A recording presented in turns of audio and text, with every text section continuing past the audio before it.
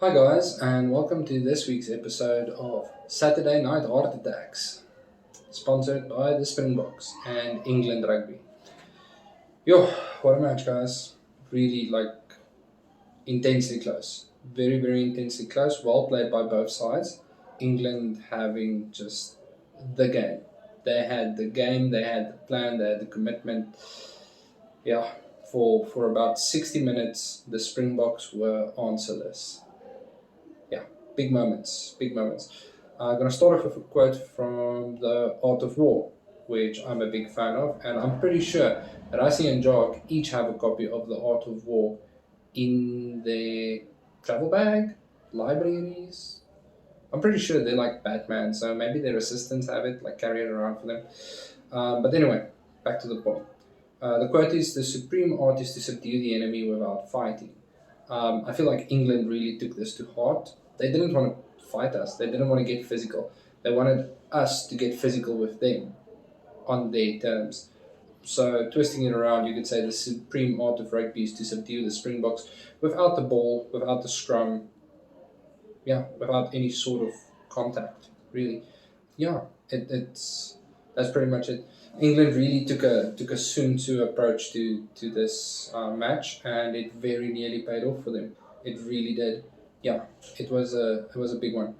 Credit to England though. The plan that they have, which I think I figured out a little bit, worked really well. The players committed. There was for 60 minutes a dream being kept alive. Well, and they nearly crushed another dream in those 60 minutes. But we'll get into that.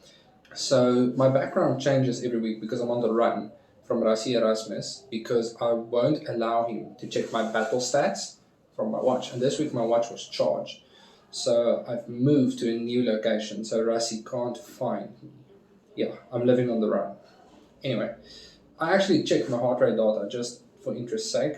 My heart rate peaked at about 132 beats a minute when Pollard took the penalty kick, that 49-meter penalty. From kickoff to the end of the match, my heart rate did not go below 100 beats a minute.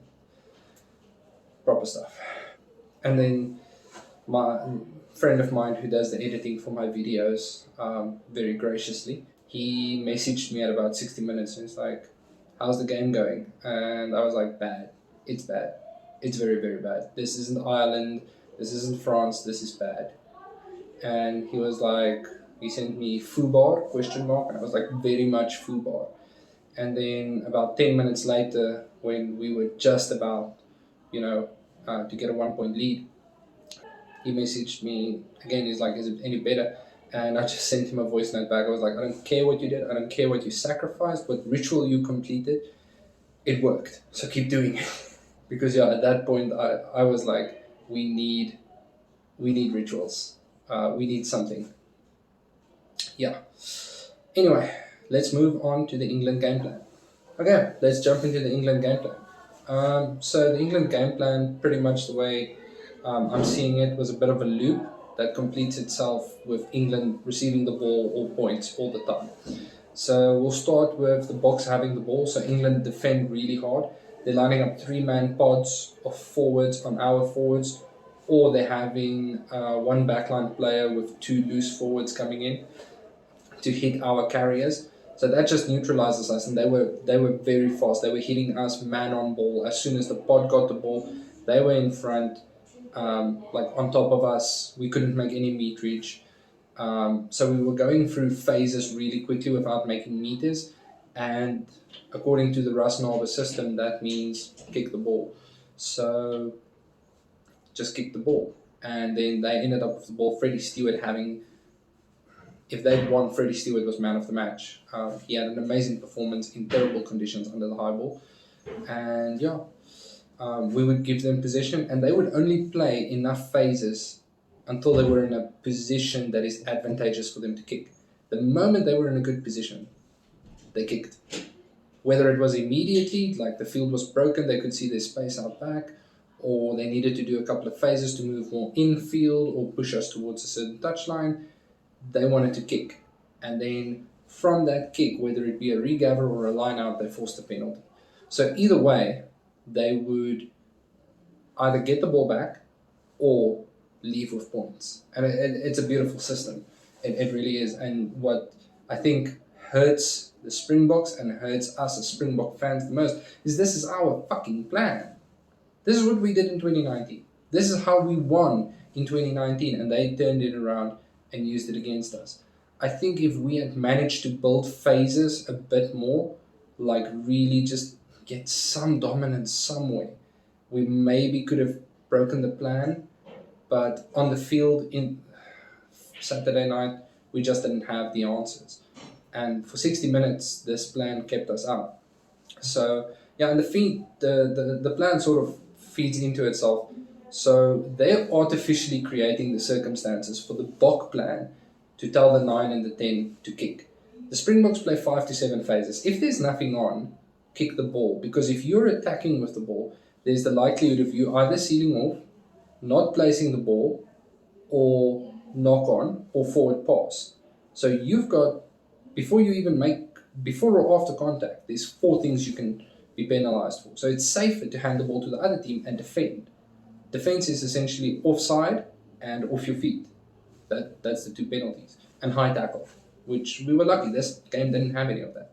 But yeah, so they just artificially, they knew they only had to defend hard and fast for 5 or 6 phases at the most, and the Boks would kick. So, in 2019, in Chasing the Sun, we said we're going to take the teams to the gutter. England brought us to the gutter, guys. For the first time, someone took the Springboks to the gutter. They didn't beat us on the dance floor. They took us to the gutter and they beat us in the gutter. And for 60 minutes, that gutter was theirs. It wasn't ours. Yeah, and it's just, I honestly also think that this England team didn't want to score any tries. They didn't want to score any tries. They weren't really going to attack our defense. They weren't really going to go wide or try and go for 5-pointers. They were all about give them the ball, defend, get a penalty, kick. Give them the ball, defend, get the penalty, kick. That was their plan.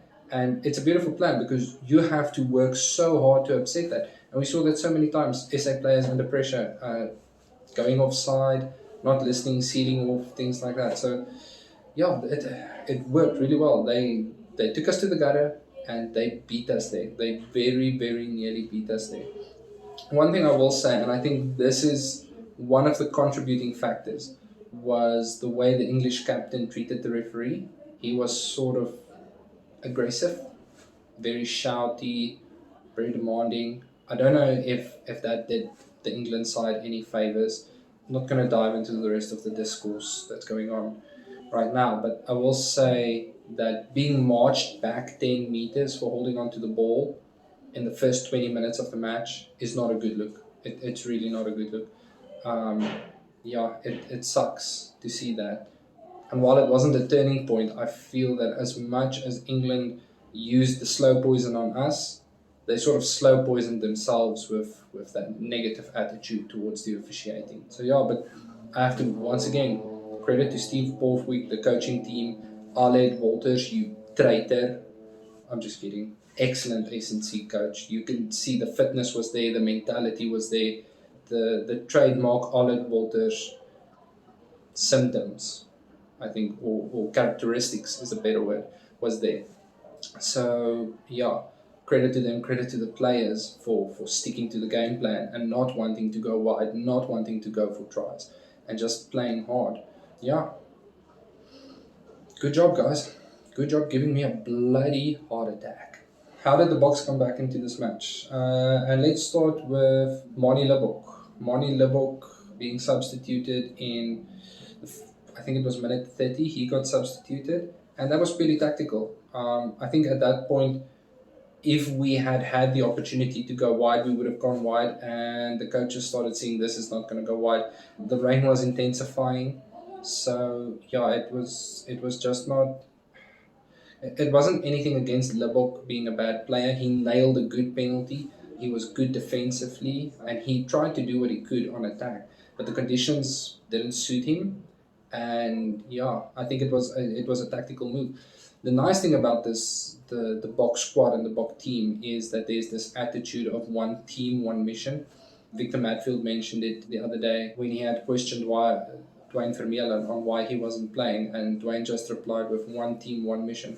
And I think that's really at the end of the day that the thing that gets this box squad through difficult games like this is the solidarity. We're seeing things the same way. We know what we need to do. Let's do it. There's if I win, the team wins. Or let me put it this way: if the team wins, I win. So let me get to my job so that the team can win.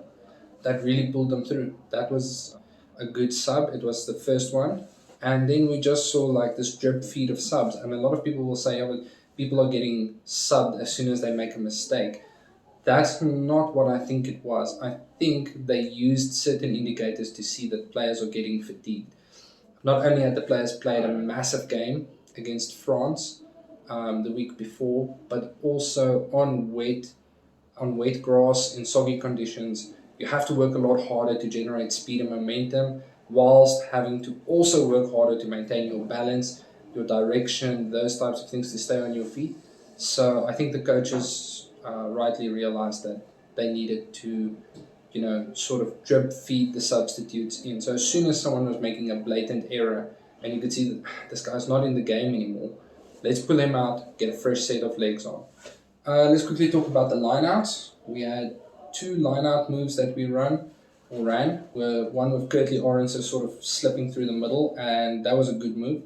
Very beautiful. Very, very lucky tap there by Mitchell, who was on point with his box kicks. Like his box kicks that was some laser guided bombs. He's sponsored by the US Department of Defense because those things were laser guided.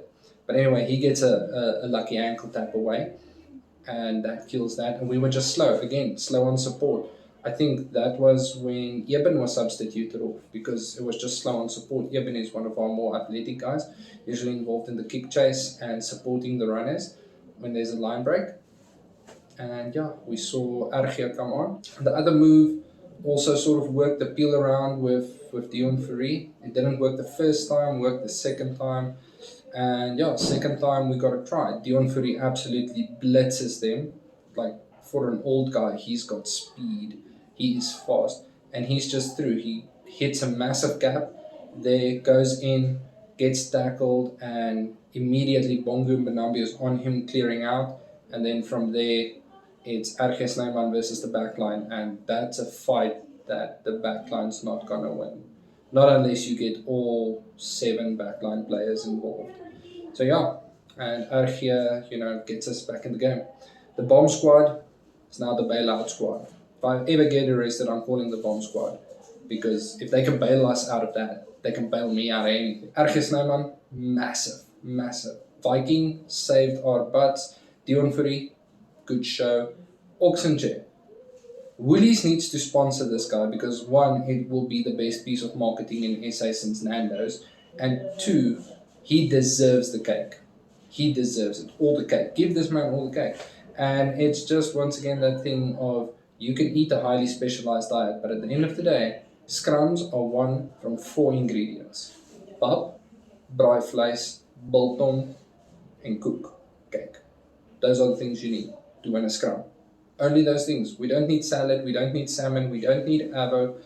Those 4 things. All you need to win a scrum.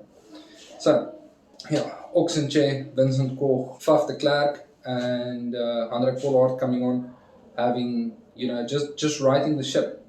Because what England had come in and done was they took away our wind, they took the wind out of our sails, they took the rudder off our ship, and they put a magnet on the compass. We were blind, we were deaf, we were lost, we couldn't see what's coming or where we wanted to go. And I'm going to give a lot of credit here to Hendrik Pollard. He stepped in, he was calm. I remember seeing him talk to everyone, and Billy was in his ear trying to get them to play fast, and he said, no, this isn't the time to play fast. This is the time to start playing slow.